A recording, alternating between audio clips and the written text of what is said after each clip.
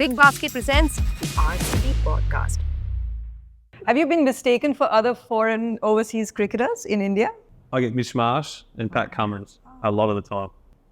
I get Daniel Sams, like quite a lot. It's actually probably more than I get myself. This year, come to land in Bangalore, coming for the IPL, and the guy at the front desk, I gave him my passport, and he's like, Daniel Sams. I was like, no.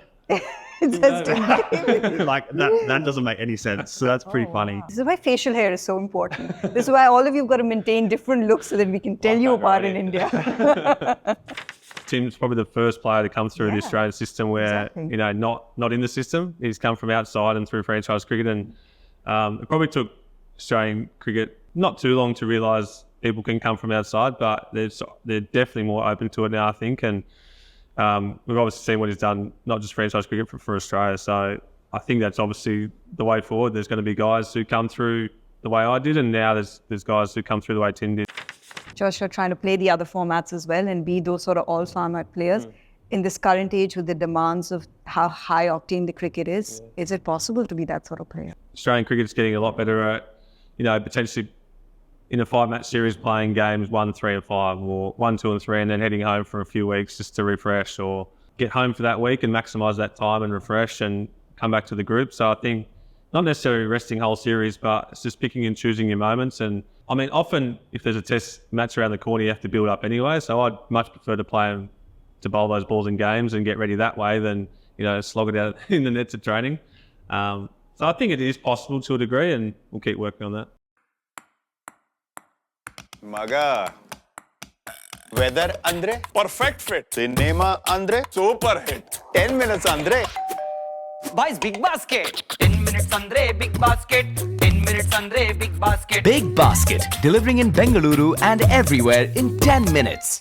When you enter a bowling group where you have like a Bhuvaneshwar Kumar and then you have a Yash Dayal, so how is it fun coming together as a bowling unit and talking about how we're going to define our roles and how we're going to bowl together? Like, what are the conversations that you had with this particular group? I talked about the whole group in general before, but I think this bowling group is one of the most experienced with Bhuvi, but just highly skilled bowling attack that I've played with. Our spinners complement that as well. So I feel like as an all-round unit, we're starting to really work each other out and feed off each other a little bit. So yeah, I find it exciting. We're having arguments at the moment over the Ashes scoreline, and there's a couple of T20 specialists in that bus that like throwing a few Hail Marys in. So I think Beth's lining up for his first Ashes series, and Hoff's the experienced campaigner. So that's always a bit of fun on the bus. There's always a bit of chat. Yeah, Andy used to coach England as well, so he's always back and forward. So that's actually a rivalry that never leaves you, right? No matter where you go. No, I don't think so. I love going to England and playing Test cricket.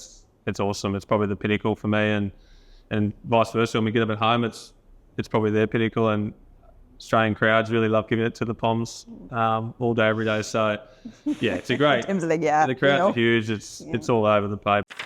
Well, you spoke about skill sets from Indian batters. What about the skill sets Indian fast bowling over the years? Probably the depth is the biggest thing that stands out for me, but just the skill, how they're all so different. I think like Australians might get taught in the same way. You see all the right arm quicks are very similar, but you got so much difference between, Bumrah to Bhuvaneshwar to any number of quicks. They're just the actions are so unique, which then the style of them is how they bowl is so unique as well. So I think Bumrah's obviously the leader in the Test attack, and everyone jumps on the back of that. But when India come to Australia for Test matches in particular, you know that they're going to have the 3 that play plus 3 backups all ready to go. And again, they're all different. But they're outstanding bowlers, so you've got to be on your game. I try and avoid facing booms in the net because that's just a broken bat or a broken foot. So,